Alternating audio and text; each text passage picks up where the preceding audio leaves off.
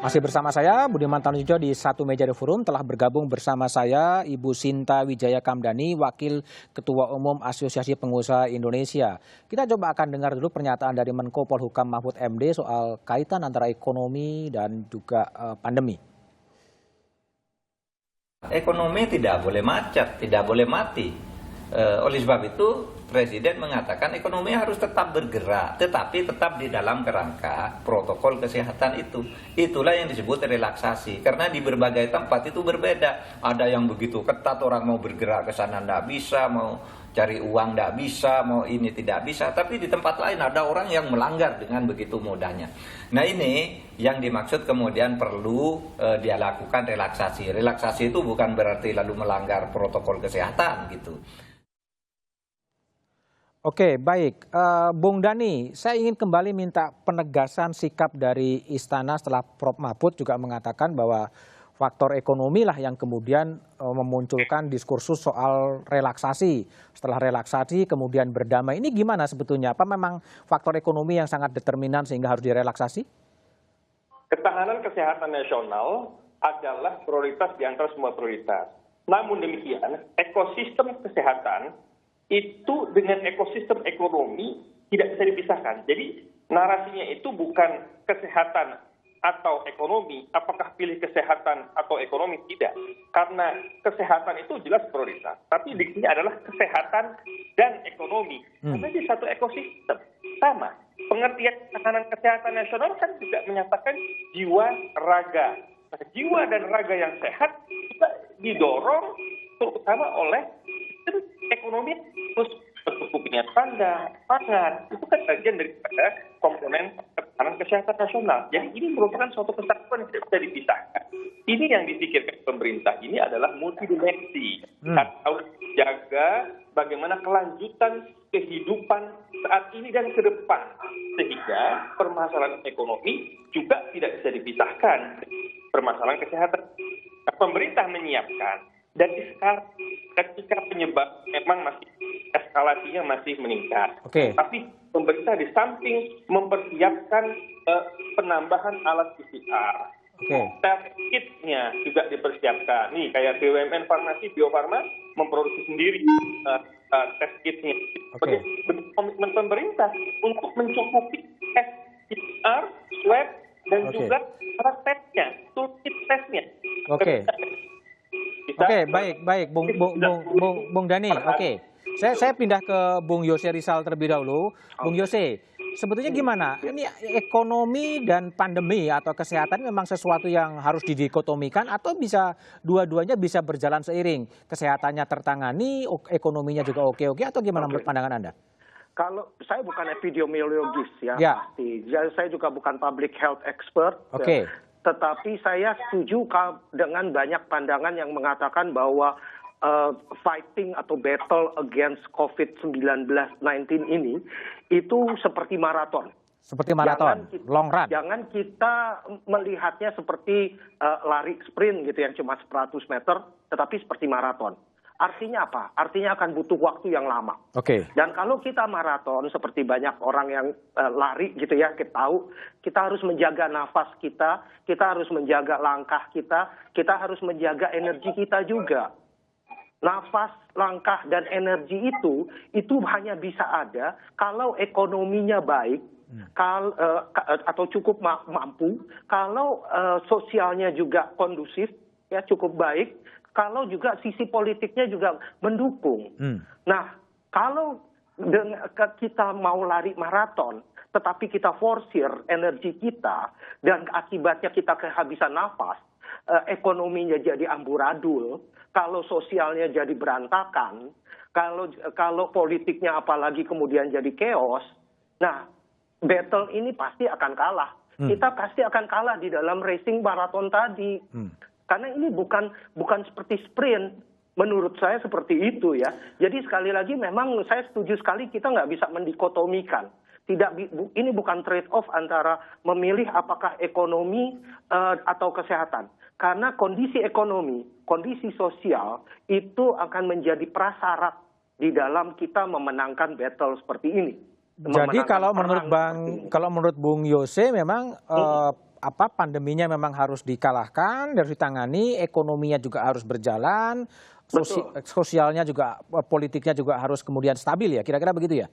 Iya, betul. Dan seperti tadi saya katakan, saya kok ngelihat ya dari data-data, dari statistik yang ada, walaupun saya bukan public health expert gitu loh ya, tetapi saya biasa membaca statistik, saya biasa membaca data-data, kok kelihatannya ini akan jadi maraton. Mungkin kalau teman-teman di public health agak berbeda pendapatnya ya, tetapi menurut saya karena ini kemungkinan akan jadi maraton yang panjang sampai kita mungkin bisa menemukan vaksin yang efektif, itu kita harus jaga nafas kita semuanya itu, energi kita semua tadi. Dan untuk itu ekonomi kita, kondisi sosial kita, kondisi politik kita juga harus kita jaga. Masalahnya memang selama ini kondisi ekonomi sosial dan politik itu sudah mulai ngos-ngosan gitu. Sudah mulai ngos-ngosan ya. Oke, mungkin sebentar. Contohnya pas waktu kemarin ini selama 2 minggu saja. 2 minggu saja bulan Maret itu ada semacam slowdown gitu ya. Itu sudah menurut perhitungan saya sudah membuat ekonomi kita kontraksi sekitar 6-8%. Oke. Akibatnya kalau ini terus bulan April, Mei, dan Juni, mungkin kita bisa punya pertumbuhan ekonomi hingga kontraksi sekitar 8-10%. Jadi ini biaya ekonominya besar sekali. Dan kita pasti akan ngos-ngosan. Kemudian biaya sosialnya mungkin juga akan lebih tinggi sekali. Sampai sekarang ini aja udah 3 juta orang yang katanya terkena PHK gitu ya. Belum lagi sektor informal yang memang benar-benar sudah cukup kewalahan menanganinya. Jadi harus dijaga nafasnya. Bagaimana sekarang kita menjaga nafas itu tadi. Baik, Bung Yose. Oke, baik. Saya akan pindah ke Dani ya. Ini ada pertanyaan dari netizen yang masuk ke Twitter saya ya. Kira-kira pertanyaan begini. Apa skenario terburuk ya bagi ekonomi Indonesia kalau memang pandemi ini memang berjalan akan tadi ibaratnya Yose mengatakan maraton akan panjang gitu. Ini skenario terburuk yang disiapkan oleh pemerintah seperti apa sebetulnya? Iya, kalau sekarang di bidang perekonomian tentu kita mensupport supaya tidak terjadi PHK. Dan sudah tidak terjadi PHK, maka kita memberikan stimulus kepada usaha dari mulai UMKM, ekonomi mikro, dan juga beberapa industri juga kita lakukan pendekatan untuk mendapatkan feedback apa yang seharusnya mereka harapkan dengan keadaan yang seperti ini. Satu, jadi dari sisi ekonomi, kebijakan fiskal itu akan diteruskan supaya bisa sustain memenuhi harapan dunia atau sektor industri supaya bisa survive. Nah yang kedua, tentunya dalam keadaan seperti ini, pemerintah juga ingin menekankan kepada masyarakat untuk menggunakan produksi dalam negeri. Oke, Bung Dani sebentar ya. Bung Dan sebentar, ini juga ada grafik ya. Ada grafik soal skenario pemulihan ekonomi Indonesia. Saya akan minta klarifikasi dari KSP soal ada beberapa fase ya. Fase pada bulan Juni itu disebutkan bahwa industri jasa bisnis B2B. Kemudian ini akan beroperasi dengan social distancing. Sektor kesehatan beroperasi penuh, itu fase pertama. Lalu kemudian di fase yang kedua adalah toko, pasar, dan mal beroperasi dengan protokol kesehatan. Salon, spa, dan lain-lain belum boleh beroperasi. Itu 8 Juni. Kemudian di fase ketiga, kemudian adalah akan ada evaluasi di fase kedua. Salon dan spa beroperasi dengan protokol kesehatan, lalu kemudian sekolah, tempat kebudayaan beroperasi dengan social distancing. Kemudian itu berlaku 15 Juni. Kemudian di fase keempat ada evaluasi pada fase ketiga, restoran, kafe, bar, gym beroperasi dengan protokol kesehatan, pembatasan jumlah penerbangan keluar kota, pembatasan kegiatan ibadah. Itu pada fase keempat pada 6 Juli. Kemudian pada fase kelima ada evaluasi fase keempat, seluruh kegiatan ekonomi dibuka, evaluasi berkala hingga vaksin ditemukan. Artinya bahwa kehidupan new normal dalam proyeksi pemerintah akan terjadi pada 20 dan 27 Juli. Pertanyaan saya adalah, ini betul yang sedang dipersiapkan oleh pemerintah sekarang? Jadi begini Mas, Presiden menekankan sekali kepada para pembantunya, termasuk kepala daerah, bahwa agar melakukan evaluasi total dari implementasi PSBB dan berhati-hati dalam melakukan evaluasi sehingga kebijakan ke depan itu lebih terukur, baik dalam kerangka epidemiologis public health maupun faktor-faktor lain yang mempengaruhinya. Nah yang kedua, kalau kita bicara fase-fase, itu dalam tahap perencanaan, jikalau prasyaratnya terpenuhi. Oke, jadi memang itu dibahas ya? Epidemiologis itu jelas bahwa bisa saja melakukan pelonggaran, jika dan hanya jika terdapat tren penurunan penyebaran yang bisa diukur dalam kerangka kurva epidemiologis dan kurva matematis dalam kerangka 14 hari. Kemudian tercapainya tes PCR secara masif dan ketersediaan rumah sakit dan tenaga medis yang mencukupi. Karena begitu terjadi pelonggaran, apabila terdapat penyebaran yang lebih besar, maka risikonya akan lebih besar lagi.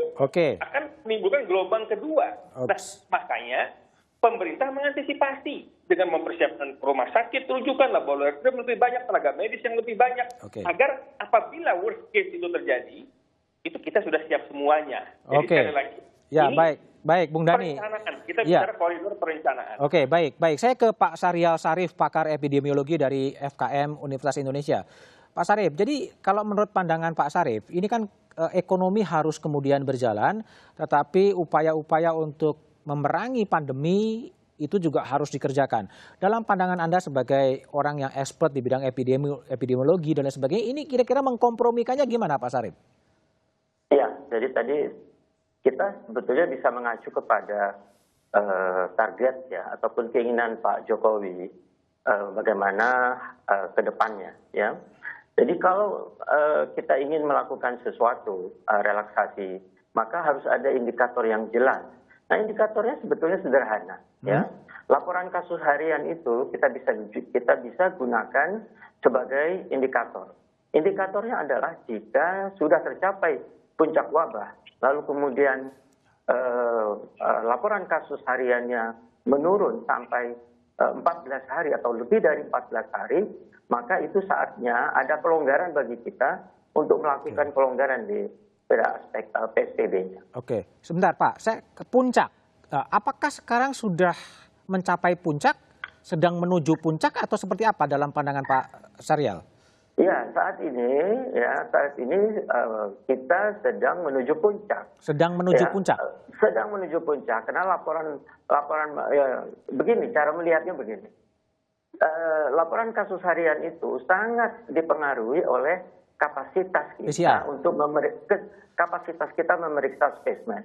Jadi kalau misalnya saat ini kita mendapat angka 600, itu sebetulnya kita baru bisa memeriksa spesimen kurang lebih 5.000-an atau 5.500. Pak Jokowi berharap kita bisa memeriksa 10.000. Nah, kalau kita bisa memeriksa 10.000, maka jumlah kasus yang akan dilaporkan kurang lebih 1.300. Jadi kalau dalam pandangan Pak Syahrial sekarang, artinya memang relaksasi di bidang ekonomi memang sebaiknya belum bisa dilaksanakan sekarang ketika puncak belum tercapai dan laporan hariannya masih sangat berfluktuatif ya Pak ya? Iya, jadi yang harus kita kejar saat ini adalah kemampuan kapasitas kita untuk memeriksa spesimen. Apakah itu dengan peningkatan jumlah dari laboratorium, juga kesiapsiagaan atau ketersediaan reagen terutama ekstraksi RNA. Jadi saya kira VTM juga perlu. Jadi saya kira ini yang mesti dikejar. Tanpa ini rasanya sulit kita. Kita akan laporan kasus harian akan berkisar antara 300 sampai 600 saja begitu. Baik. Satu pertanyaan Pak Syahrial. Kalau menurut pandangan Anda, puncaknya akan terjadi kapan? Saya kira banyak ahli sudah memprediksi. Dan saya kira bisa saja pada akhir Mei itu bisa saja. Tapi dengan syarat tadi itu bahwa memang kita punya kapasitas yang cukup untuk memeriksa spesimen. Ketika kita mampu 10.000 seperti target, kita akan mendapatkan angka sekitar tadi saya bilang 1.300 atau 1.400. Dan itu bisa dinyatakan itu adalah puncak dari wabah. Baik. Saya ke Ibu Sinta Wijaya Kamdani. Ibu, Jadi kalau lihat statement dari Pak Jokowi yang berdamai dengan pandemi ini sebagai angin segar bagi dunia usaha begitu agar ekonominya bisa berjalan? Ya, kita tentu saja mengapresiasi ya pemerintah untuk memikirkan bagaimana bisa memulai kembali aktivitas ekonomi. Kalau dilihat di kondisi sekarang kan memang sudah parah sekali ya. Jadi banyak sektor, banyak perusahaan yang juga sudah tutup aktivitasnya. Jadi ini juga mempengaruhi pada jumlah pekerja yang dirumahkan dan di PHK. Saya rasa sudah disampaikan sebelumnya. Nah, jadi kalau saya melihat bahwa sebenarnya kita melihat dari COVID-19 ini masalah utamanya bahwa ini akan berlanjut sampai kapan? Pertanyaannya kan. Berlanjutnya sampai kapan? Sehingga kita melihat bahwa apapun bagaimanapun ini sesuatu yang harus kita yang namanya damai itu maksudnya kita harus bisa hidup dengan COVID ini untuk jangka waktu yang mungkin cukup lama. Nah, pertanyaannya sekarang kapan sebenarnya kita bisa memulai relaksasi PSBB? Kapan kita bisa mulai kembali lagi aktivitas perlahan-lahan? Kalau dalam bayangan Apindo kapan, Bu? Saat ini sudah time to relaxation atau gimana? Iya. Jadi kalau kita lihat dari sudut ekonominya, jelas ini sudah kita di dalam satu tahap di mana kita sudah tidak memungkinkan untuk berlanjut terlalu lama lagi. Ya, jadi tadi saya sudah sampaikan. Nah, jadi sekarang kita melihat dari aspek kesehatannya. Tentu saja kami pelaku usaha, kami bukan ahli kesehatan. Tentu saja dari segi aspek kesehatan, pakarnya sudah menentukan kira-kira seperti dari segi wabahnya itu seperti apa.